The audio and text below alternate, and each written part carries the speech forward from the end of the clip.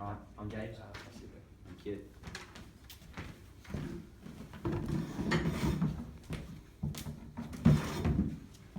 Right, good morning, Dan.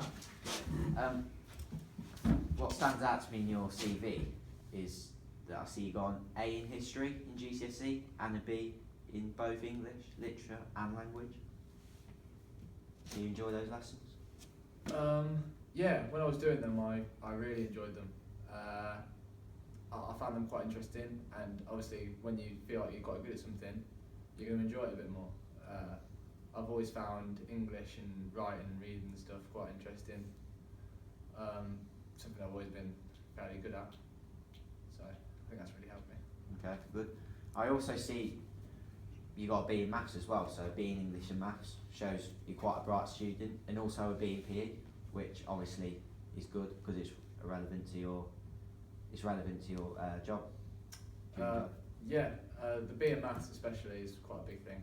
I was hoping for a higher grade in PE and was slightly disappointed not to get that, but I've figured out now what it is that I was lacking there and what I needed to improve my grade. So it was a bit of a lack on my point there, but I feel like I've learned from it. Okay. Also, I see your work experience. You've been working since October, twice a week on Mondays and Thursdays. I see that you've been working at Lutterworth High School, which I guess you've just been helping PE lessons, leading PE lessons maybe. Yeah, exactly that. I've been helping out with the PE teachers in PE lessons. I've taken some lessons by myself with supervision as well. I found it's really helpful for me in the career path that I've chosen. It's given me a lot of chances to work with younger students, people learning about sport and stuff like that, for me to be able to pass on my knowledge of sport and stuff like that to them. Okay, nice. Some of your interests: leadership, sport, adventure. Can you talk to me a bit about your leadership, about how you've captained your rugby team on multiple occasions? Has that helped you to be a good leader? Yeah, definitely. I've found it's been a great opportunity for me to have leadership in some way. When you're leading a group of your mates out on the rugby pitch, it's a great feeling. It's a great team bond there, and for you to be able to lead that, it's something that I've really enjoyed to be able to do. It's been a great opportunity for me to practice my leadership in ways such as speaking to multiple people, getting my points across, listening to other people as well. Yeah. I think that's quite important. Okay. Sport-wise, I see you play rugby for Lutterworth, Colts in Leicestershire and the Severn County, and football for North Kilworth Youth. Can you talk to me a bit about your rugby? I guess you're quite a good rugby player, getting into the Leicestershire under 17 camp.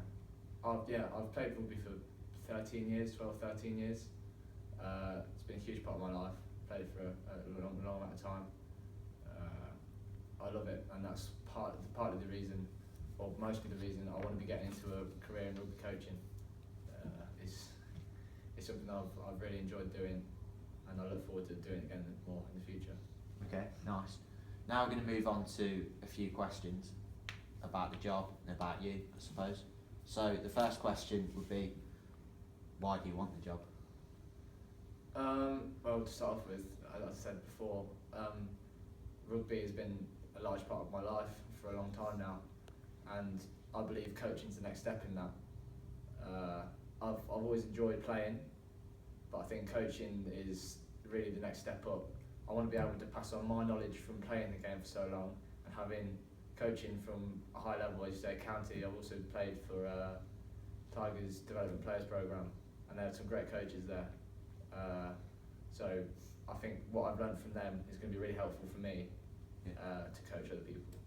Okay, nice. What are your greatest professional strengths, do you think? For me, my strengths, I'd say I'm really good at working in teams. As you said, from the sports that I've played, I've had a lot of experience playing and working in teams. I feel like I have a lot of experience working with lots of other people and listening to their input as well as bringing out my own. I'm confident at talking in front of people, so I'm not afraid to say my opinions, get people to listen to me, as well as also listening to what they have to say. Okay. And also, I know it's a bit of a cliche, but I do feel like I'm quite a hard-working person. So if I have a job, I'm going to do it to the best of my ability. Alright, nice. Third question is, what do you consider to be your weaknesses, if you have any weaknesses? Yeah, I believe everyone has some weaknesses, but I'd say personally my weaknesses would probably be organisation. Sometimes I forget to do things because I've got so many things to do, but I do things to try and fix that. So I have like apps on my phone, other reminders, post-it notes, things like that, so that I can keep on top of it. Okay. Number 4, tell me about a challenge or conflict you faced at work and how you've dealt with it, if you have before. Yeah, so for example, when I was working at the high school, I've had situations with kids and stuff, fighting, not getting along with each other. I've had to deal with that myself.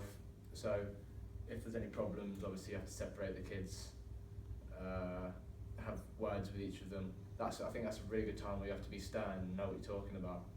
So you can separate the kids, then you also got to realise that they're going to be having to go to school together for the rest of the year. So you've got to be able to find out what's wrong, sort it out, and let them get back on with it. Okay. What's a time you've exercised leadership? A time I've exercised leadership would be in rugby again, when I've captained my local team and also Leicestershire County. I think that's a good experience of being a leader. Once again, you're listening to what other people are saying, bringing out your own opinions. You've got to be strong when you're a leader as well. You can't be influenced by poor decisions and stuff. If you have a decision and you feel like it's right, yeah, obviously listen to other people, but you've got to be able to be strong and stick to your point. Okay. What has been your greatest achievement in sport? In sport, my greatest achievement would probably be this past season in rugby. My team made it to the last 8 of the National Cup, which is the highest any team from my club has ever got in that competition.